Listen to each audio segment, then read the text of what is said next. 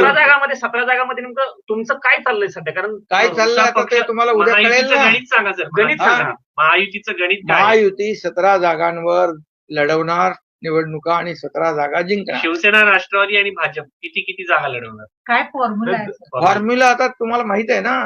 Formula कालच मुख्यमंत्री महोदयांनी आपल्याशी मीडियावर बाईट देताना सांगितलेलं आहे. त्यामुळे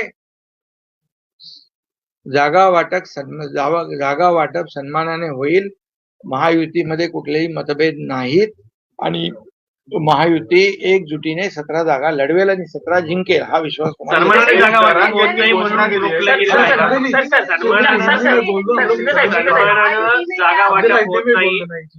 जागा वाटप होत नाही म्हणून रखडलेलं आहे का? नाही रखडलं म्हणजे अरे तुम्हाला अजून 1 तारखेपर्यंत फॉर्म भरायचे आहेत. काय तुम्ही एवढ्या घाईवर का? तुम्हाला आमच्यापेक्षा तुम्हाला जास्ती घाई आहे लागलेली आहे. घोषणा केली की रणरणत्या उन्हात मी म्हणजे थेट उन्हामध्ये विना छपरा शिवाय मी उपोषणाला बसणार आहे, अन्न पाणी त्याग करून. नाही आता त्यांना प्रसाद लाड आमचे आमदार जाऊन भेटले आणि त्यांनी काही गोष्टी त्यांच्या मागण्या ज्या आहेत त्या ऐकून घेतलेल्या आहेत. मुख्यमंत्री महोदयांच्या बरोबर त्यांनी त्या सांगितलेल्या आहेत आणि मला वाटतं आम्ही चर्चा करू मुख्यमंत्री महोदय आणि आम्ही आणि जे काही शेवटी मराठा समाजाला मी मुख्यमंत्री असताना मी होतो, अजितदादा, देवेंद्रजी, आम्ही मिळून जे निर्णय घेतले मराठा समाजाला आतापर्यंत जे कुणबी प्रमाणपत्र मिळत नव्हते ते लाखो कुणबी प्रमाणपत्र देण्याचा निर्णय घेतला. जस्टिस शिंदे कमिटी आम्ही नेमली, त्यांनी ते कुणबी प्रमाणपत्र नोंदी शोधल्या, 10% आम्ही आरक्षण दिलेलं आहे आणि बाकी जे काही ज्या योजना सारथीच्या आहेत त्याचबरोबर अण्णासाहेब पाटील आर्थिक विकास महामंडळ आहे या माध्यमातून मराठा समाजाला न्याय देण्याचं काम केलं आणि जे काही उर्वरित प्रश्न आहे ते देखील सोडवण्यासाठी सरकार सकारात्मक आहे. म्हणजे त्यांना उपोषण करण्याची गरज पडणार नाही पडू नये अशीच सरकारची भूमिका आहे. मराठा कुणबी महामंडळाची देखील त्यांनी मागणी केलेली आहे. ठीक आहे, त्याच्यावर आता मुख्यमंत्री आणि आम्ही चर्चा करू. मुख्यमंत्र्यांनी पंतप्रधान नरेंद्र मोदी यांची या सगळ्याला जोडूनच की आता आसाममध्ये म्हणजे समान नागरी कायदा लागू केला गेला, एक तिसरं राज्य ठरले देशातलं समान नागरी कायदा लागू करणार. महाराष्ट्राने पण पुढाकार घ्यावा यासाठी असं वाटतं? खरं म्हणजे हा विषय काल तुम्ही मला वाटतं प्रश्न विचारला होता. मी सर्वप्रथम आसामचे मुख्यमंत्री हेमंत बिस्वा शर्मा यांचं मी अभिनंदन करतो. सरकार स्थापन झाल्यानंतर तात्काळ त्यांनी हा निर्णय जो समान नागरी कायद्याचा घेतला त्याबद्दल त्यांचं मी अभिनंदन करतो आणि शिवसेनेची भूमिका सुरुवातीपासून तीच राहिलेली आहे, बाळासाहेबांची भूमिका तीच राहिलेली आहे की एक देश एक कायदा, समान नागरी कायदा, सगळ्यांना समान हक्क असले पाहिजे, समान न्याय असला पाहिजे, ही बाळासाहेबांची भूमिका आहे सुरुवातीपासून, आताची भूमिका नाहीये. त्यामुळे एक देश एक कायदा असला पाहिजे ही भूमिका शिवसेनेची सुरुवातीपासून आहे. त्याचबरोबर या देशाचे प्रधानमंत्री नरेंद्र मोदीजी यांनी देखील अनेक वेळा उल्लेख केलेला आहे एका देशात 2 कायदे कसे काय असू शकतात आणि त्यामुळे मला वाटतं आमची भूमिका जी आहे ही सकारात्मक आहे, स्पष्ट भूमिका आहे, समान नागरी कायदा च्या बाजूची आहे आणि यामध्ये घटनेच्या कलम 44 नुसार जे काही सगळ्यांना जे अधिकार सगळ्या समान असले पाहिजे आणि मी या बाबतीमध्ये मुख्यमंत्री महोदयांशी देखील चर्चा करेन आणि आम्ही सरकार म्हणून या बाबतीमध्ये जो सकारात्मक, जसं बाळासाहेबांची जी 3 स्वप्न होती, अयोध्येत राम मंदिर बांधणे, 370 कलम हटवणे आणि तसंच समान नागरी कायदा, ही 3 स्वप्न होती. त्यापैकी 2 स्वप्न आदरणीय प्रधानमंत्री नरेंद्र मोदीजी आणि गृहमंत्री अमित भाई यांनी पूर्ण केलेली आहेत. मला वाटतं हे 3रं स्वप्न देखील पूर्ण होईल असा विश्वास आहे. महाराष्ट्र सरकार, दिल्ली आयोग, याच्यामध्ये काही लोक जे काही गैरसमज पसरवतात, याच्यावर अन्याय होईल, त्याच्यावर अन्याय होईल, तर आदिवासी समाजाच्या बाबतीमध्ये देखील काही कन्फ्युजन क्रिएट करतात लोक.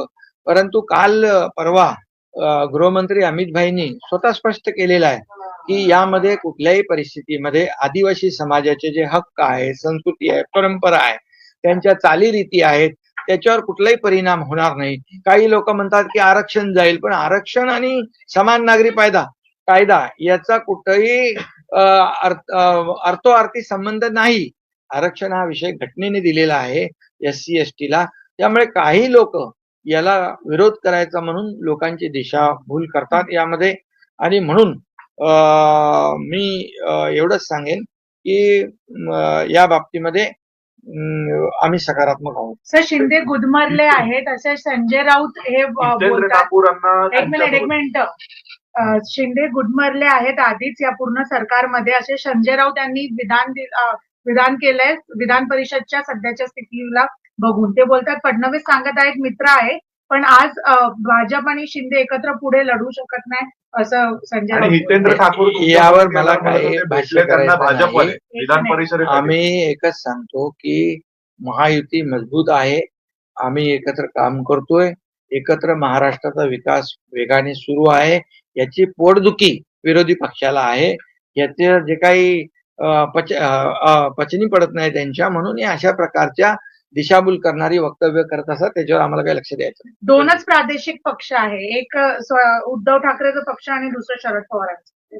आणि आमचा काय कुठला पक्ष? त्यांना- आज महाराष्ट्रामध्ये भारतीय जनता पक्ष सगळ्या निवडणुकांमध्ये आपण पाहिलं तर पहिल्या क्रमांकाचा पक्ष आहे आणि आमचा शिवसेनेचा दुसऱ्या क्रमांकाचा पक्ष आहे.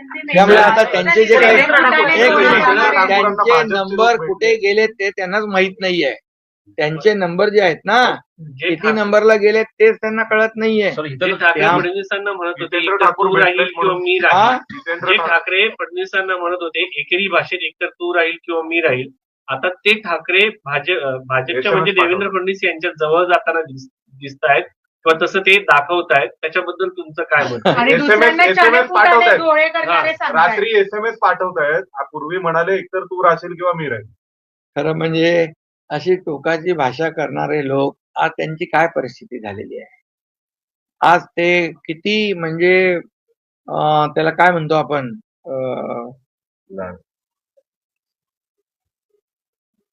मी तो शब्द वापरू इच्छित नाही, परंतु अशा प्रकारचं वक्तव्य करून त्यांची परिस्थिती जी आहे ती त्यांनी महाराष्ट्राच्या जनतेला दिसलेली आहे. त्यांची हा जो केविलवाना प्रयत्न आहे, खरं म्हणजे ज्यांनी अगदी टोकाची भाषा वापरली ते आता त्यांचं बदललेलं रूप पाहून त्यांची केविलवाणी परिस्थिती जी आहे ती महाराष्ट्राच्या समोर आलेली आहे आणि याला जबाबदार तेच आहे. काय सर, ही वेळ हिंदीमध्ये असेल? थोडंसं काय या- हिंदीमध्ये एकनाथ शिंदे जी, क्या महाराष्ट्र में महायुति मजबूत होने जा रही है, वहां उसको और भी साथी मिल रहे हैं, एनसीपी का एक गुट भी आपके पास आ रहा है, या आदित्य ठाकरे के जो देवेंद्र फडणवीस से जो मुलाकात हुई है, बातचीत हुई है, तो इसका क्या मतलब है सर? किसका? आदित्य ठाकरे जी की देवेंद्र फडणवीस से बात भी हुई है, मुलाकात भी हुई है। वो लेकिन देवेंद्र जी ने, मुख्यमंत्री जी ने कल अपने बाइट में स्पष्ट किया है उस बारे में। तो मैं इतना ही कहता हूं कि हमारी महायुति जो है, शिवसेना, भारतीय जनता पार्टी और अजित पवार जी की राष्ट्रवादी, ये तीनों पार्टी मजबूती से महायुति आगे बढ़ रही है। और महायुति का गठबंधन जो है, हमारा एजेंडा क्या है? महाराष्ट्र का डेवलपमेंट है। और जो महाराष्ट्र जिस तेजी से डेवलप हो रहा है, आगे बढ़ रहा है, ये देखकर कई लोगों को पेट में दर्द हो रहा है और वो ऐसी उल्टी पुल्टी बातें अफवाहें फैलाते हैं, उन पर हमें ध्यान देने का नहीं। हम महायुति गठबंधन मजबूती से आगे बढ़ रहे हैं। सर, विधान परिषद के जो चुनाव है, विधान परिषद, विधान परिषद के जो महाराष्ट्र में भी, क्योंकि यूनिफॉर्म आसाम में सिविल कोड। लग आसाम में यूसीसी लग गया है। तीसरा मैं पहले तो आसाम के मुख्यमंत्री हेमंत बिस्वा शर्मा जी का अभिनंदन करता हूं। जैसे ही उनकी नई सरकार बनी तो उन्होंने तुरंत ये यूसीसी लागू करने का फैसला किया है। और मैं ये कहूंगा कि हमारी बाला साहब ठाकरे जी की भूमिका, हमारी शिवसेना की भूमिका शुरू से यही रही है कि समान नागरिक कानून होना चाहिए, एक देश में एक कानून होना चाहिए। और ये भूमिका जो है हमारी शिवसेना की पहले से रही है। एक देश में एक कानून, सभी लोगों को समान न्याय मिलना चाहिए। और आदरणीय देश के प्रधानमंत्री मोदी जी ने भी कहा है, एक देश में दो कानून कैसे हो सकते हैं। और इसीलिए हमारी भूमिका जो स्पष्ट है कि सभी लोगों को न्याय मिले, महिलाओं को न्याय मिले, सभी लोगों, इसमें तो महिलाओं को बड़ा न्याय मिलने वाला है, इसमें समान नागरिक कानून यूसीसी में। और इसलिए यहाँ पर जो हमारे बाला साहब ठाकरे जी के 3 सपने थे, एक अयोध्या में राम मंदिर बनाना, कश्मीर का 370 कलम हटाना और समान नागरिक कानून को लागू करना। अभी मोदी जी और अमित भाई ने 2 सपने तो पूरे किए हैं। अभी ये तीसरा सपना भी निश्चित रूप से समान नागरिक कानून वाला पूरा होगा, ऐसा मैं विश्वास दिलाता हूँ। और हमारी भूमिका जो है, ये भूमिका स्पष्ट है कि एक देश में एक कानून होना चाहिए, सभी को समान न्याय मिलना चाहिए। और निश्चित रूप से इस बारे में हमारे मुख्यमंत्री देवेंद्र जी से भी हम बात करेंगे। महाराष्ट्र में होगा महाराष्ट्र में यूनिफॉर्म सिविल कोड इम्प्लीमेंट। यही मैं कहा कि हमारा महायुति की सरकार है और जैसे प्रधानमंत्री नरेंद्र मोदी जी का भी यही भूमिका है। कल परसों अमित भाई गृह मंत्री, उन्होंने भी कहीं पर अपने बयान में कहा है। और इसीलिए हमारी भूमिका महायुति की जो है, हम बैठकर मुख्यमंत्री जी से चर्चा करेंगे और ये सकारात्मक भूमिका सर, कल हमारी। आप लोग अमित शाह जी से मिले थे, तो क्या विधान परिषद को चुनाव को लेकर कोई खटपट चल रही है कुछ महायुति में? कोई क्या एजेंडा क्या था? जितेंद्र ठाकुर से कोई- मिले भाजपा वाले। कोई खटपट नहीं, कोई खिटपिट नहीं है। महायुति का विधान परिषद का चुनाव 17 जगह पर महायुति लड़ेगी और 17 जगह पर महायुति जीतेगी। एकनाथ जी, मुंबई का एक एक्सक्लूसिव क्लब है ब्रिज कैंडी क्लब। इसमें सामने आया है कि बहुत ही रेसिस्ट पॉलिसी इसकी है। अगर आप यूरोपियन पासपोर्ट होल्डर है तभी आपको एंट्री मिलती है।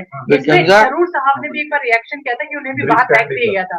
ब्रिज कैंडी क्लब है ये बेसिकली मुंबई का, बहुत एक्सक्लूसिव क्लब है। जैसे जिमखाना क्लब है, ऐसी वहाँ का बहुत एक्सक्लूसिव क्लब है।